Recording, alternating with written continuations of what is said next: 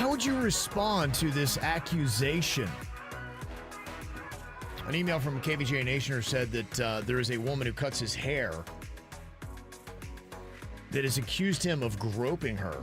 She says, I deliberately touched her breast, which I swear on my life is not true.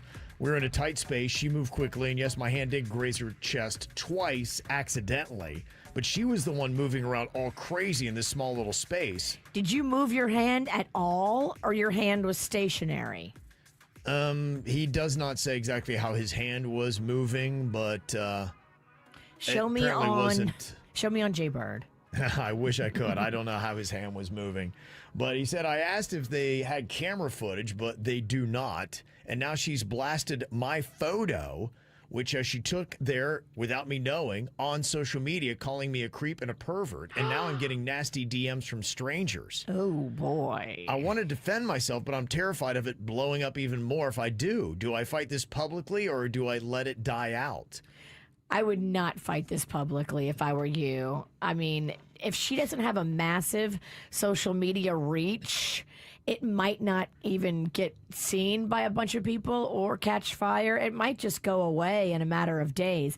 Now, if you start responding to it, you are literally adding fuel to the fire, and you could possibly make it blow up online. But what if you really, I mean, honestly, stuff like that's happened to me before, where there are some people that cut hair, they get in different weird positions. I've accidentally hit somebody, people have accidentally hit me. What if it really is an accident? Which could totally happen. And you are being called a creepster, and you're being blasted on social media. That's not cool. No, I'm going to do something different. I am going to say something. I'm not going to make a huge deal. I would be like, that's not what happened.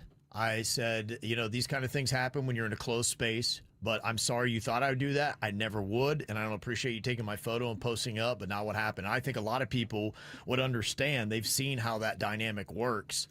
But yeah, I'm not going to let somebody post my photo and claim that I did something I didn't do, and I'm going to see it and just let it go.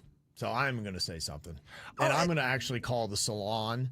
And if she works for one, I'm going to let them know what happened, let them know I'll never be coming back clearly, and then I'm going the other approach to say, hey, if you don't want to be accused unjustly, you need to take this down. This needs to be removed.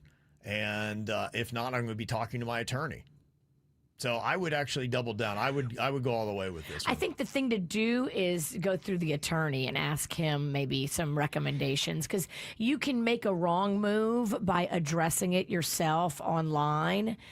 An attorney might be able to give you better advice than we can.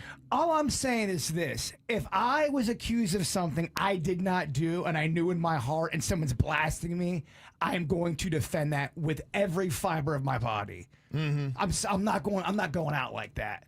If you're really innocent, it's a terrible thing to be labeled as if you're innocent. Well, when she posts your face, that's really what took it. If she was complaining about a client, whatever, but when she posts your face and says that you did this is something that could be deemed illegal. It's something that could get around. Take it right to a lawyer and ask their advice of what your next move should be, because you don't want to make the wrong move.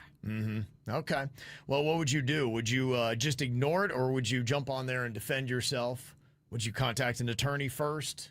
How would you handle it? But yeah, I wouldn't let this one lie. Well, I mean, if you're innocent, now if you're a groper and you're a creepster and you're just trying to get out of it, I want you to go down. I want you to go down and fly. He says he's swearing on his life. So that's tough. I mean, I've been in situations like that where you are in a tight situation. I've been on both ends. Yep. Well, you can let us know. Would you respond yes or no? You can jump onto KVJ TV. Just go to YouTube, and you can hit up your thoughts on there. You've been on both ends, so somebody groped you?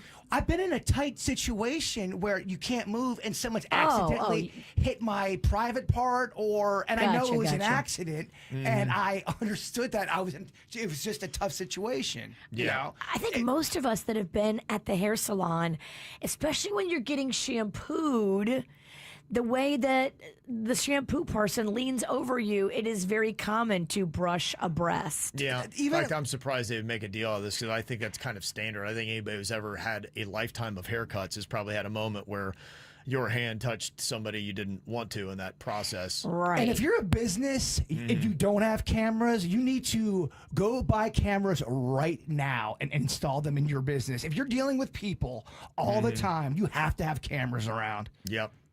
Well, according to the poll we have right now, 98% of people would defend themselves. Yeah. Get a lawyer, though. Do it smart. Don't just pop off on social media. This is how we do. It's the KVJ Show.